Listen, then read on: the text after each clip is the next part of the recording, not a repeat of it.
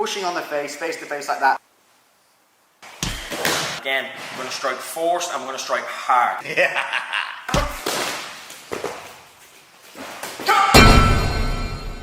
What's up guys, and welcome to episode 2 of Street Fight Survival, and I'm back here again with the one, the only, Hazard, Harvey.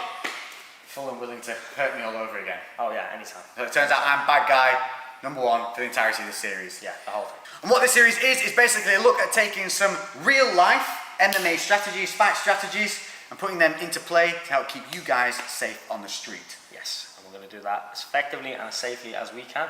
In 2 forms. We're going to give them the break and escape, which is where you're going to be able to get out of your situation and move away without having to deal with any actual face-to-face, hand-to-hand conflict. And then there's also going to be the break and batter, my favourite series. Which is where you've got no other choice but to keep yourself safe by either putting someone down or putting someone out of action to the state where you can then escape and keep those and yourself around you safe. Yes, most definitely.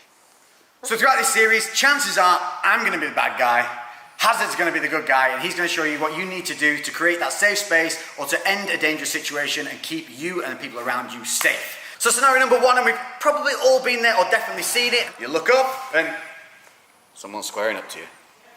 So starting with the square up, what we're going to have is the usual. I'm going to be stepping up, I'm getting into his space. So I'm the aggressor, I'm the brawny one, I've squared up to Scott. He doesn't know quite why at this point. Maybe it's because his beard's too goddamn beautiful, so I'm not having any of it. A lot of times you'll see them pushing on the face to face like that, but we're square up, hips to hips, shoulders to shoulders. What's your initial impact here? So, initially I'm going to look to try split my stance. I don't want to keep my feet square like this. I'm going to have to stagger my stance, okay? If my feet are square like this, if there's any sort of impact, no balance. I have no balance. Straight away, I step off that center and bring one leg back. From here, I'm going to put my left hand on his chest. I'm going to keep this right hand nice and tight like this, okay? I don't want to keep my hand on my side. And rather than instigating some sort of aggression from him, I'm going to look to just hold him in place and step out of range. Okay, from here, again, keeping my hands aware and just being aware of my surroundings. We give ourselves that real easy ability to just slide back, keeping our balance and also dealing with any forward pressure. So there you have it, a real simple way of getting yourself out of that danger zone the moment someone squares up. That's the break and escape.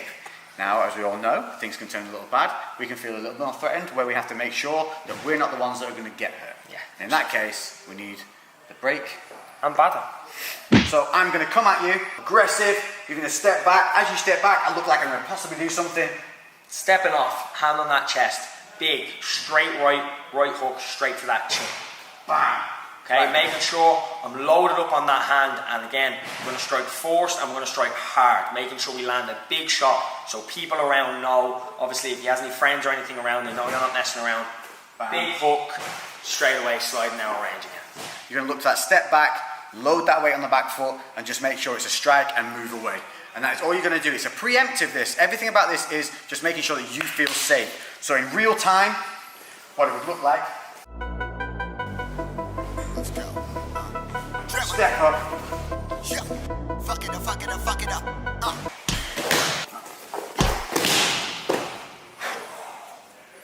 Oh, it works. That works. Okay.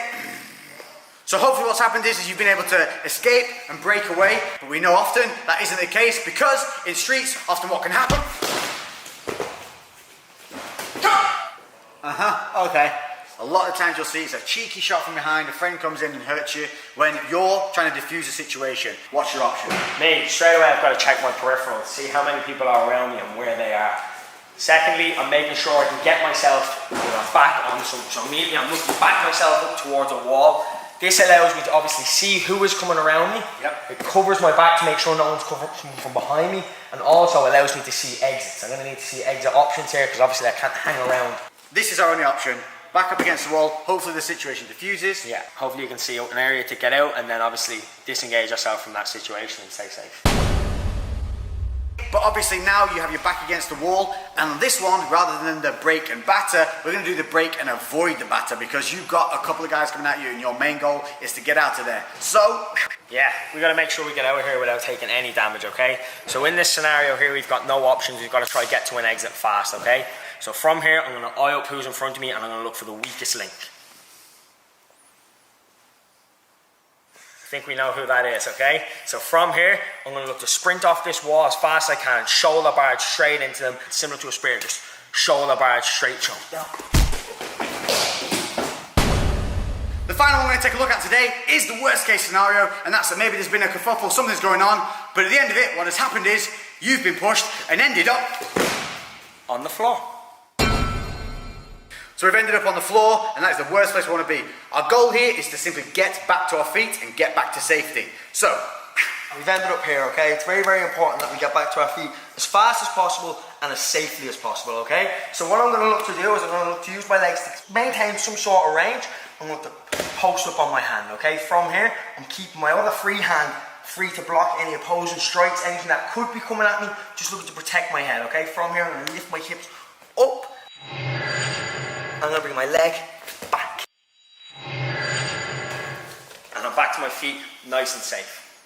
so we've had the break and escape, and as always, break and batter.